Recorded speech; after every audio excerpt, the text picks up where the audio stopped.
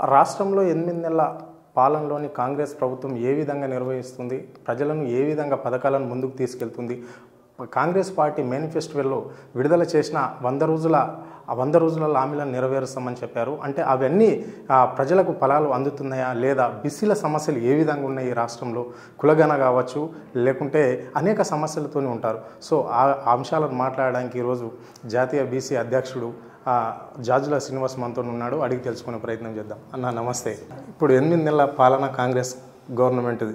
అంటే ఈ గవర్నమెంట్లో కాంగ్రెస్ పాలనలో ఇప్పుడు పేద ప్రజలు కావచ్చు, లేకుంటే అణగారిన వర్గాలు కావచ్చు, ఏ విధంగా ఫలాలు వాళ్ళకు అందుతున్నాయి, ప్రభుత్వ ఫలాలు, లేదా ఏ విధంగా ఇబ్బందులు ఎదుర్కొంటున్నారు? అంటే కాంగ్రెస్ పార్టీ అధికారంలోకి వచ్చి 8 నెలలు అయినప్పటికీ మధ్యన పార్లమెంట్ ఎన్నికలు రావడంతో ఒక 2-3 నెలలు ఎన్నికల కోడ్ ఉన్నది. మొత్తంగా చూస్తే ఒక 4-5 నెలలు అని చెప్పుకోవచ్చు. కానీ ప్రభుత్వం మీద వాళ్ళకి ఇంకా పట్టు సాధించవలసినటువంటి అవసరం ఉన్నది. ఇంకా పట్టు సాధించలేదు. ఇంకా కొంత సమన్వయ లోపం స్పష్టంగా కనపడుతుంది. ఇప్పుడిప్పుడే కాబట్టి ఇంకా వాళ్ళు కొంత తేరుకొని అడ్మినిస్ట్రేషన్, తర్వాత పరిపాలన విధానం, ఆ తర్వాత రకరకాల సమస్యలు, తర్వాత కొనసాగుతున్నటువంటి స్కీములు, అమలు చేయవలసినటువంటి పథకాలు, తర్వాత ఇంకా ప్రజల ఆకాంక్షలు, ఇంకా అనేక వర్గాల సంబంధించినటువంటి సమస్యలు పరిష్కరించవలసినటువంటి అవసరం ఉంది. కాకపోతే ఇక్కడ కాంగ్రెస్ పార్టీ నాకు తెలిసినంత వరకు స్టడీ చేయకుండా మాట్లాడుతుంది. ఏ విషయమైనా కూడా సంపూర్ణంగా స్టడీ చేసిన తర్వాత, దాని మీద అవగాహన చేసుకున్న తర్వాత, దాని మీద ప్రాక్టికల్గా థీరీ ఎట్లుంటుంది, ప్రాక్టికల్ ఎట్లుంటుంది, దాని అమలు విధానం ఎట్లుంటుంది, ప్రజల్లో క్షేత్రస్థాయిలో పోతే ఏ విధంగా దానికి వచ్చేటువంటి అవరోధాలేంది, దాని పరిష్కారాలేంది, ఇవన్నీ అధ్యయనం చేయవలసి ఉంటుంది. కానీ అట్లా చేయకుండా కొంత తొందరపడి, కొంత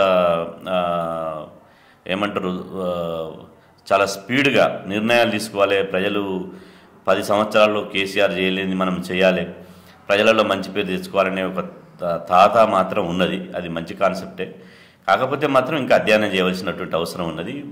మేనిఫెస్టోలో కూడా కాంగ్రెస్ పార్టీ మేనిఫెస్టోలో చాలా రకాల, ఇప్పుడు నిరుద్యోగ భృతి కావచ్చు, ఉద్యోగాల భర్తీ కావచ్చు, సమగ్ర కులగణన కావచ్చు, ఆ తర్వాత పెన్షన్ల పెంపు కావచ్చు, ధరణి సమస్యలు కావచ్చు, రకరకాల సమస్యలు వాళ్ళు హామీ ఇచ్చారు. కాబట్టి ఈ సమస్యలను దశల వారీగా పరిష్కరించవలసిన అవసరం ఉంది. ఎక్కడికక్కడ వీటి మీద మంత్రివర్గ ఉపసంఘాలు వేసి, ఆ తర్వాత సీనియర్ ఐఏఎస్ల యొక్క సలహాలు సూచనలు స్వీకరించి దాని మీద పూర్తిగా స్టడీ చేసిన తర్వాత ఇలా దానికి ఇంప్లిమెంటేషన్ పూనుకుంటే బాగుంటుంది. కానీ అట్లా కాకుండా కొంత ఇక్కడ ఏంటంటే ఏ శాఖకు సంబంధించిన వాళ్ళు ఆ శాఖలు చేయాలనే తపన ఉన్నప్పటికీ, ప్రజలకు సర్వీస్ చేయాలనే తపన ఉన్నప్పటికీ అమలు చేయడంలో కొన్ని అవరోధాలు, దాన్ని అమలు చేయడంలో కొన్ని సమస్యలు రావడం జరుగుతుంది. దాని మీద ఇంకా స్టడీ చేయాల్సినటువంటి అవసరం కాంగ్రెస్ పార్టీ మీద ఉంది. అంటే 100 రోజులలో 6 పథకాలను మాత్రం అమలు చేస్తామని గట్టిగా చెప్పారు.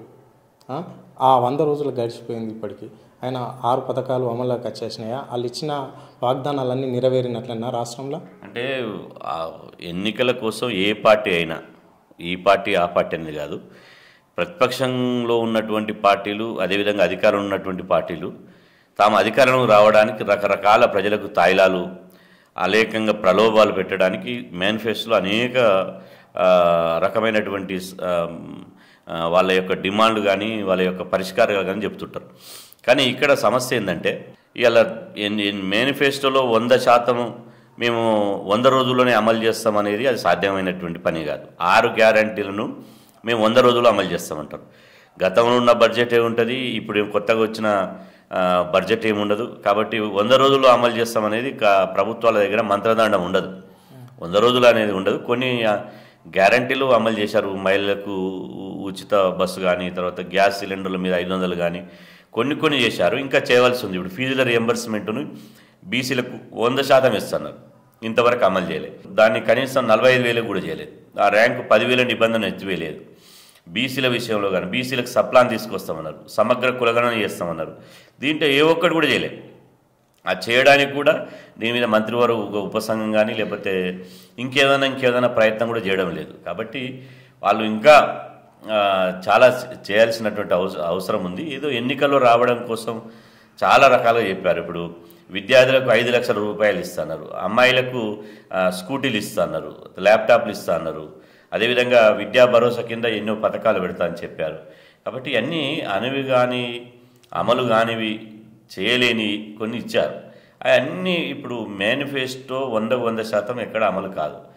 కానీ ఏదైతే ప్రజలకు వాగ్దానం చేశారో, ఏదైతే ప్రజలకు మరి మీ వాగ్దానాలు చూసి ఓటేశారో, ప్రజల యొక్క ఆకాంక్షలను, ప్రజల యొక్క అవసరాలను వమ్ము చేయకుండా, ప్రజల యొక్క ఆశలను నీరు గార్చకుండా, ప్రజల యొక్క డిమాండ్లను ఇలా నెరవేర్చాల్సినటువంటి బాధ్యత ప్రభుత్వంలో అధికారంలోకి వచ్చినటువంటి కాంగ్రెస్ పార్టీ మీద ఉంది. తెలంగాణ సమాజం చాలా తెలివైనటువంటి సమాజం. తెలంగాణలో చాలా ఉద్యమాలు, పోరాటాలు జరిగినాయి. కాబట్టి ఈ పాలకులు ఏమనుకుంటారు అంటే ప్రజలకు తెలివి లేదు, మేమేం చెప్తే అది వింటారు అని మర్చిపోతారు అనుకుంటారు. ఏది మర్చిపోరు. వాళ్ళు ఒక్కసారి బుర్రలు ఎక్కినాయంటే ఖచ్చితంగా అన్నీ గుర్తుపెట్టుకుంటారు. కాకపోతే ఆ సమయంలో అనకపోవచ్చు, కానీ సమయం సందర్భం వచ్చినప్పుడు తమ ఓటు రూపంలోనో నిరసన రూపంలోనో తెలంగాణ ప్రజలు ఊహిస్తారు. అన్న, ఇప్పుడు మీరు ప్రజలను గుర్తు చేశారు. ఇప్పుడు ప్రజలలో అంటే ఇప్పుడు రైతు భరోసా అంటే వానాకాలం పంట పైకం రైతులకు వేసేది గత ప్రభుత్వంలో, మరి ఈ ప్రభుత్వంలో పడలేదు. వాళ్ళు రుణమాఫీ అని చెప్పేసి ఇస్తున్నారు. రుణమాఫీ ₹1,00,000 అన్నారు. అదే 50,000 కూడా మాఫీ కనులు చాలామంది రైతులు ఉన్నారు అన్నట్లు మాకు సమాచారం. అది వాస్తవమా కాదా? ఇప్పుడు రైతులకు ఎంత చేసినా ప్రభుత్వాలు తక్కువే. రైతుకు అసలు పండించిన పంటకు గిట్టుబాటు ధర ఇవ్వాలి. అదేవిధంగా కూలీలకు వాళ్ళకు గిట్టుబాటు రేట్లు ఇవ్వాలి. అదేవిధంగా రైతులకు రైతు భరోసా సకాలంలో ఇవ్వాలి. ఇప్పుడు జూన్లో రైతులు వ్యవసాయ పనులు చేస్తారు, విత్తనాలు నాటుకుంటారు, వరి నాట్లు వేస్తారు, చాలా పంటలు స్టార్ట్ చేస్తారు. అప్పుడు పెట్టుబడి సాయం ఇవ్వాలి. అది రైతు భరోసా అంటారా, రైతు బంధు అంటారా, ఏ విధంగా కావచ్చు. ఒక ఉద్యోగస్తునికి నెల నాడు 1వ తారీఖు నుంచి 2వ తారీఖు కాగానే ఇలా శాలరీస్ ఎట్లయితే వేతనాలు ఇస్తున్నారో రైతులకు కూడా సమయానికి ఇవ్వాలి. అదును తప్పిపోయిన తర్వాత విత్తనాలు వేయలేడు కదా. అదును ఉన్నప్పుడే వాళ్ళకు ఎరువు మందులకో, విత్తనాలకో, లేకపోతే పెట్టుబడికో, దున్నడానికో రకరకాలుగా ఉపయోగపడుతుంది. కాబట్టి రైతు బంధు ఇవ్వాల్సినటువంటి అవసరం ఉన్నది. ఈ రైతు బంధులో కూడా చాలా కురివిలు పెడతాం, వాళ్ళకే ఇస్తాం, వీళ్ళకే ఇస్తాం అనేది కాదు. రైతు, నిజమైన రైతు ఎవరైతే ఉన్నారో, ఆ భూమి మీద హక్కు ఎవరికి అయితే ఉన్నదో వాళ్ళకి ఇవ్వాలి, కౌలు చేసినటువంటి రైతులకు ఇవ్వాలి, పెట్టుబడి సాయం ఇవ్వాలి. అదేవిధంగా పండించిన పంటకు గిట్టుబాటు ధర ఇవ్వాలి. ఈ దేశం జై జవాన్ జై కిసాన్ అన్నారు. జై జవాన్ను ఎంత మంచిగా చూసుకుంటున్నామో జై కిసాన్ కూడా అంతమంది చూసుకోవాలి. రైతు లేనిది రాజ్యం లేదు. ఇలా ఎద్దేడ్చిన వ్యవసాయం, రైతు ఏడ్చిన రాజ్యం ముందరపడదు. కాబట్టి రైతును అన్ని విధాలుగా చూసుకోవాల్సినటువంటి బాధ్యత ఉన్నది.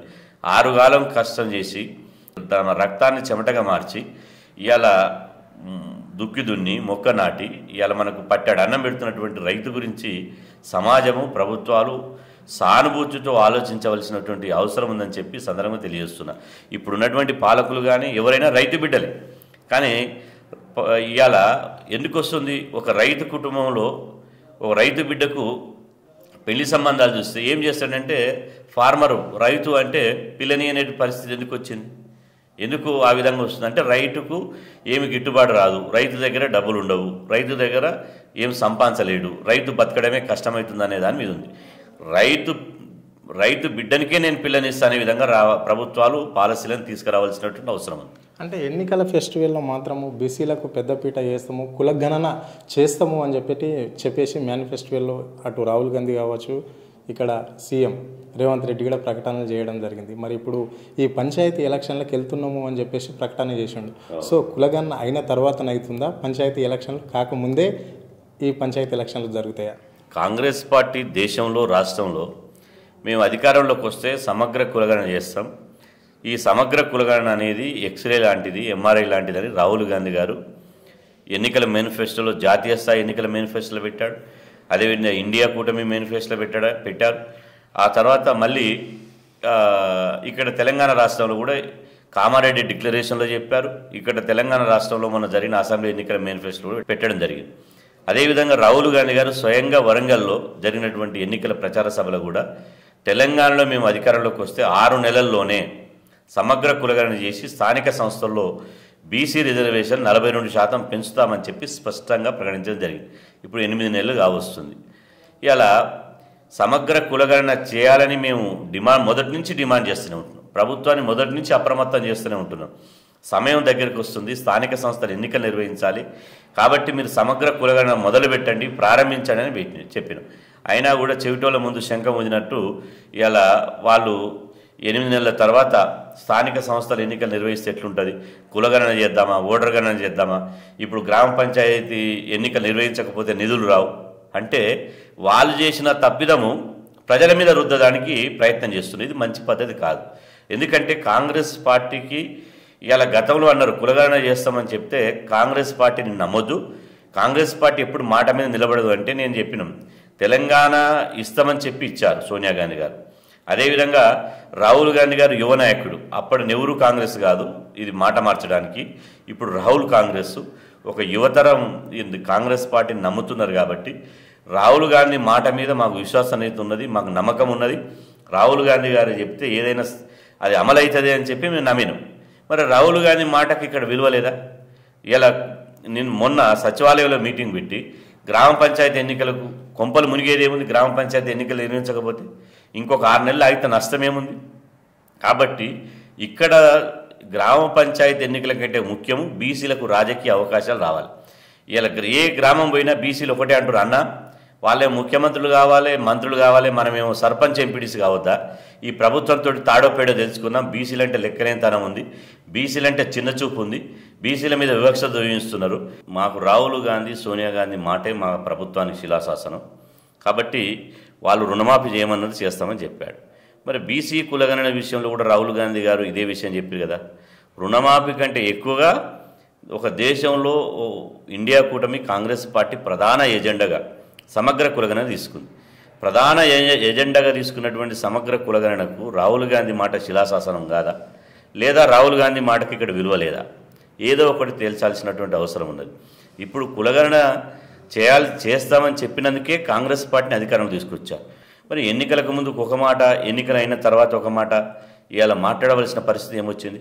కాబట్టి ఇప్పటికైనా మేము రాష్ట్ర ప్రభుత్వాన్ని డిమాండ్ చేస్తున్నాం, ఇవాళ మీరు సమగ్ర కులగణన చేసిన తర్వాతనే స్థానిక సంస్థల ఎన్నిక నిర్వహించాలి. అంటే ఇప్పుడు ఈ కులగణన చేయకపోతే ఎన్నికలకు వెళ్తే కాంగ్రెస్ పార్టీ మీద బీసీల ప్రభావం ఏ విధంగా పడుతుంది? ఖచ్చితంగా ఉంటుంది. బీసీ వ్యతిరేక పార్టీ అని చెప్పి ఇవాళ కాంగ్రెస్ నైజమే ఇది బీసీలను అణచివేయడం. కాంగ్రెస్ నైజమే ఒక కులానికి పెద్దపీట వేసి 60% ఉన్న బీసీలను అణచివేస్తుంది. ఎంపీ ఎన్నికలలో బీసీలకు టికెట్ క్లియర్ అవుతుంది, ఎమ్మెల్యే ఎన్నికలలో టికెట్ క్లియర్ అవుతుంది. ఇలా కనీసం గ్రామ పంచాయతీలో కూడా సర్పంచులు ఎంపీడీసీలు అయితే కూడా మీరు రిజర్వేషన్లు పెంచకపోతే ఇక మరి ఏ విధంగా మీకు కాంగ్రెస్ పార్టీకి బీసీలు ఎందుకు ఓట్లు వేయాలి? బీసీలు కాంగ్రెస్ పార్టీలు ఎందుకు మెంబర్షిప్ తీసుకోవాలి? ఎందుకు కాంగ్రెస్ పార్టీ జెండా మోయాలి? రేపు ఇక్కడ కాదు, రాహుల్ గాంధీ దేశ స్థాయిలో ఇలా బీజేపీని టార్గెట్ చేస్తూ మాట్లాడుతున్నారు కదా. మరి మీరు అధికారం ఉన్నటువంటి రాష్ట్రంలో కులగణన ఎందుకు చేయలేదని చెప్తే రాహుల్ గాంధీ గారి యొక్క మాటకు ఎక్కడ విశ్వసనీయత ఉంటుంది? ఏం సమాధానం చెప్పగలుగుతాడు రాహుల్ గాంధీ? ఒక్క తెలంగాణ వల్ల రాహుల్ గాంధీ ఇమేజ్ దేశ స్థాయిలో పోదా? కాబట్టి దీని మీద ఆలోచన చేయాలి. అధికారులు ఉన్నారు, పక్కన ఐఏఎస్లు ఉన్నారు, మేము అధికారంలోకి వచ్చినాం, ముఖ్యమంత్రి పీఠం మా దగ్గర ఉన్నది, మేము ఏది చేస్తే గదే శాసనం అవుతుంది అని చెప్తే అంతిమంగా ప్రజల దగ్గరికి పోవాల్సి ఉంటుంది. మేము ఉట్టిగా చేతులు ముడుచుకొని కూర్చోం, రేపటి నుంచి అగ్గి రాజేస్తాం. ఎక్కడికక్కడ బీసీలు అందరూ అంటారు, అన్న మీరు ఉద్యమం చేస్తారా, మేము చేయాలన్నా, మీరు ఏ విధంగా మీరు బీసీలకు ఇట్లా అన్యాయం జరుగుతుంటే ఉంటున్నారు, మీరు ఎక్కడికక్కడ పిలుపునివ్వండి, రోడ్ల మీదకి వస్తాం, ఈ కాంగ్రెస్ ప్రభుత్వానికి బీసీల తడాకెందో చూపిస్తామని ఇలా మొత్తం బీసీ సమాజం అంతా అంటున్నది.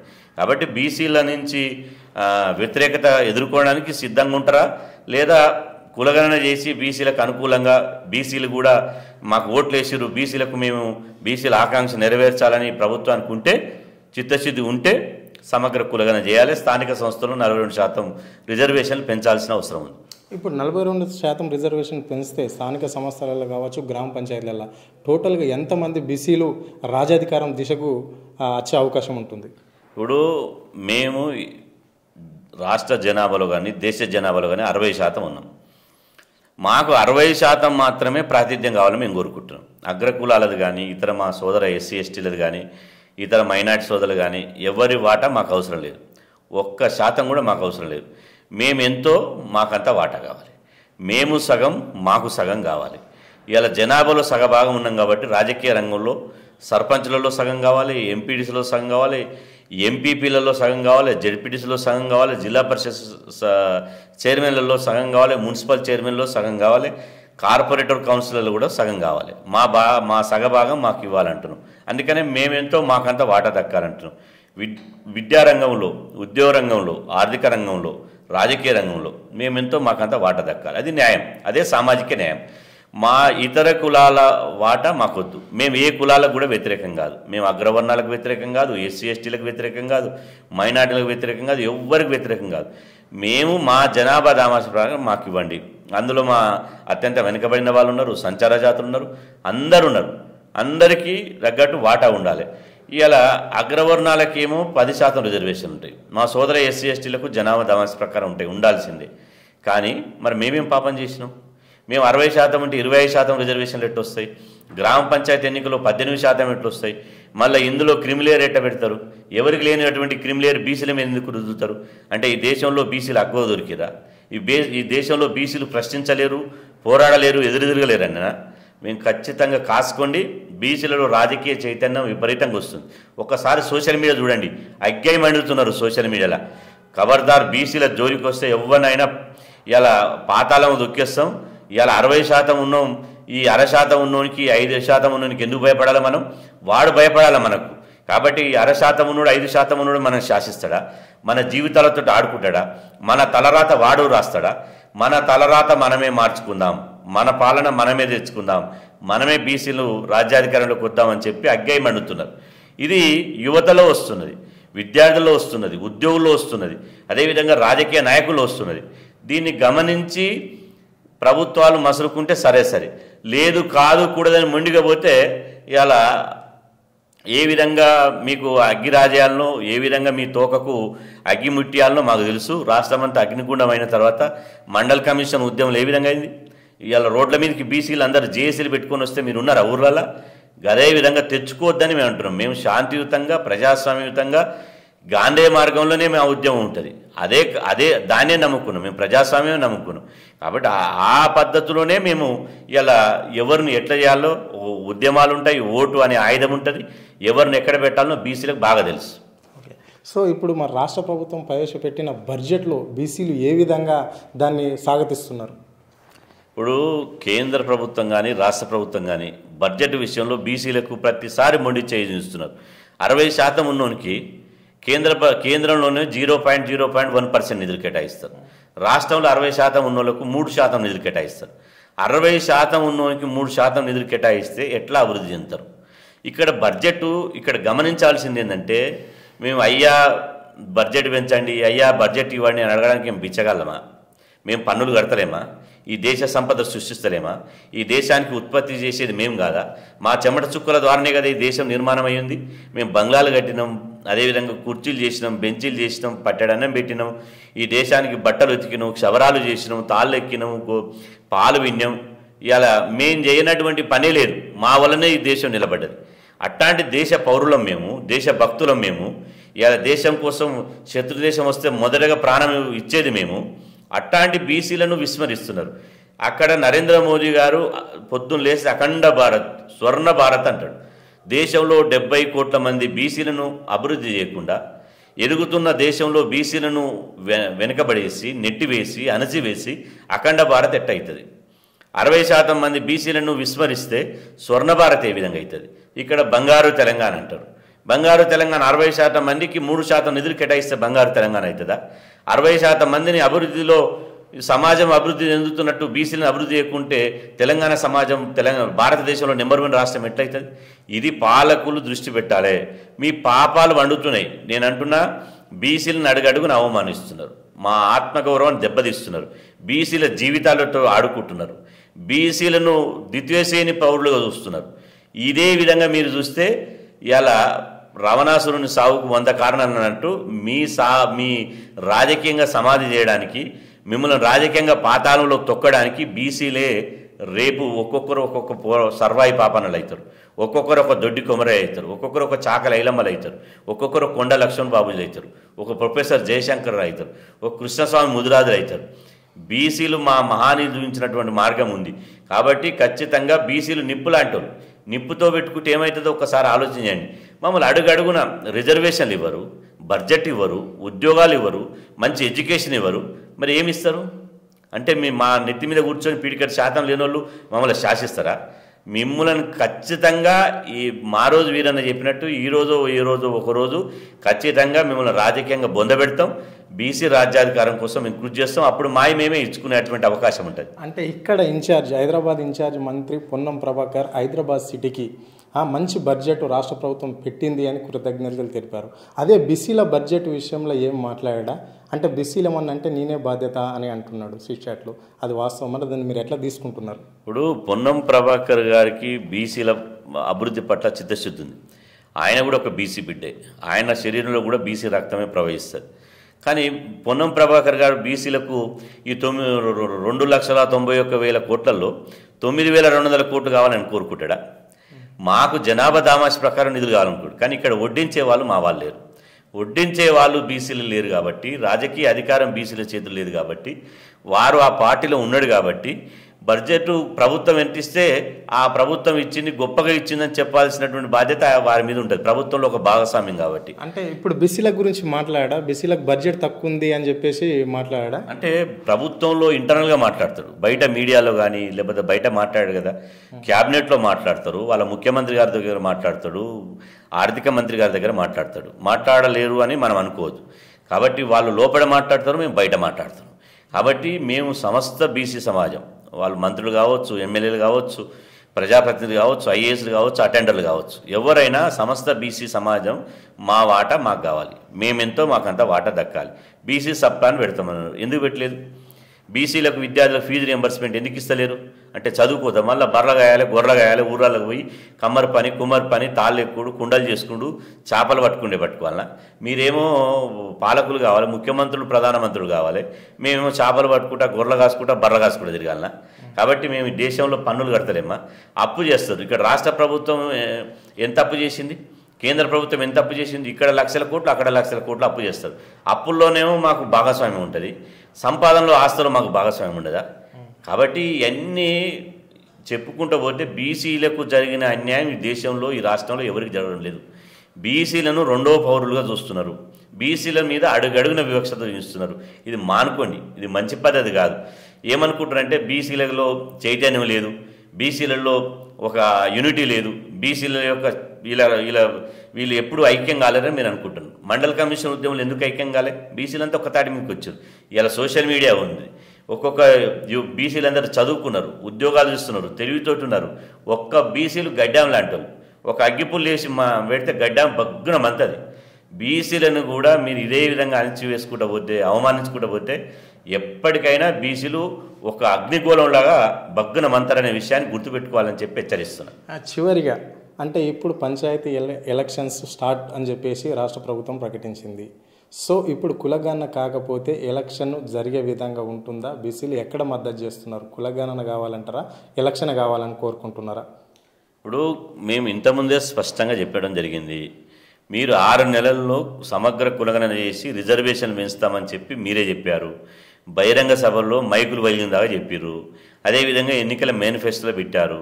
కామారెడ్డిలో కర్ణాటక ముఖ్యమంత్రి సిద్ధరామయ్య గారి సమక్షంలో చెప్పారు. మీరు కనుక మీ మాటకు కట్టుబడకపోతే మిమ్మల్ని జీవితంలో బీసీలు నమ్మరు. ఇది గుర్తుపెట్టుకోవాలి. అధికారం శాశ్వతం కాదు. ఈరోజు అధికారం ఉంటుంది, రేపు పోతుంది. ఇలా దేశంలో కాంగ్రెస్ పార్టీ ప్రతిపక్షంలో ఉన్నది. రేపు రాహుల్ గాంధీ గారు మళ్ళీ ఇదే అంశంతో ఎజెండాకు వచ్చినప్పుడు మరి ఎన్నికల ప్రచారంలో ఏ ముఖం పెట్టుకొని అడుగుతారు? కాబట్టి ఇక్కడ కులగణన చేయకపోతే ఇక్కడ కాంగ్రెస్ పార్టీ గమనించాల్సింది అంటే బీసీలకు ఏం నష్టం లేదు. పోతే మా 1000 మంది సర్పంచులు కాకుండా పోతారు. కానీ రాజకీయంగా నష్టపోయేది కాంగ్రెస్ పార్టీ. కాంగ్రెస్ పార్టీ ఒక్క తెలంగాణ రాష్ట్రంలో చెప్పలే, ఈ విషయం దేశవ్యాప్తంగా చెప్పింది. రాహుల్ గాంధీతో పాటు రేవంత్ రెడ్డి కూడా మొన్న పార్లమెంట్ ఎన్నికల్లో బీజేపీ దేశంలో రిజర్వేషన్లు ఎత్తివేయడానికి కుట్ర చేస్తుంది, సామాజిక రిజర్వేషన్లు ఎత్తివేయడానికి కుట్ర చేస్తుందని మీరే సమాజానికి అంతా చెప్తారు. ప్రెస్ మీడియా మీటింగ్ పెట్టి చెప్తారు. మొత్తం ప్రతి ఎన్నికల బహిరంగ సభల్లో రిజర్వేషన్లు ఎత్తేయడానికి కుట్ర చేస్తున్నారు. మరి మీరు రిజర్వేషన్ని కాపాడుతున్నారని నమ్మకేంది? మీరు కులగణన చేయకుండా మీ రిజర్వేషన్ ఎట్ట కాపాడతారు? మీరేమో బీజేపీని రిజర్వేషన్ ఎత్తేస్తారని గగ్గోలు పెడతారు. మరి ఇప్పుడు మీరు చేస్తున్న పని ఏంటి? కాబట్టి ఇదంతా బీసీ సమాజము బహుజన సమాజం గమనిస్తుంది. అంత గమనించరు, మేము ఏది చెప్తే గదే నడుస్తుందని. అది అధికారంలో ఉన్నటువంటి అధికారంతో పాటు వచ్చే అహంకారంతో ఉన్నటువంటి మాటలే తప్ప ఇంకోటి కాదు. కాబట్టి ఇలా మీరు ఎవరు పొగిడితే వాళ్ళని పక్కన కూర్చోబెట్టుకొని, ఎవరు పొగిడితే ఓహో సార్ మీరు చేయండి అంటే ఏమవుతుందో చరిత్రనే అది ఒక ప్రత్యక్ష సాక్షి. ఎవ్వరు కూడా శాశ్వతంగా పాలకులు కాలేరు. మీరు మంచి చేస్తే 60% ఉన్న బీసీలు గుండెలలో పెట్టుకుంటారు. మీరు కులగణన చేయకపోతే అట్నే ఎన్నికలకు పోతే మాత్రం మా పోరాటం ఇవాళ కనీ వెరిగిన రీతిలో బీసీల నుంచి తీవ్ర నిరసన ఎదుర్కోవడానికి ప్రభుత్వం సిద్ధంగా ఉండాల్సిందిగా కోరుతున్నాను. దేశంలో బీసీలకు అడుగడుగున అన్యాయమే జరుగుతుంది. సో ఇది 70 సంవత్సరాల నుంచి జరుగుతున్న అన్యాయాలే. సో ఇప్పుడు రాష్ట్ర ప్రభుత్వం కూడా కులగణన చేసిన తర్వాతనే స్థానిక సంస్థ ఎన్నికలకు వెళ్తున్నది. కానీ ఆ మాట తప్పి ఇప్పుడు రాహుల్ గాంధీ కావచ్చు, ఇక్కడ రేవంత్ రెడ్డి ఎవరైనా మాట తప్పి ఇప్పుడు ఎలక్షన్లకు ముందుకు వెళ్తున్నారు. సో ఇప్పుడు పంచాయతీ ఎలక్షన్లో మాత్రం స్థానిక సంస్థలలో బీసీలంతా ఏకమై, కానీ కాంగ్రెస్ పార్టీకి మాత్రం ఎదురు దెబ్బ చూపిస్తామని చెప్పేసి గట్టిగా హెచ్చరించారు జాజుల శ్రీనివాస్.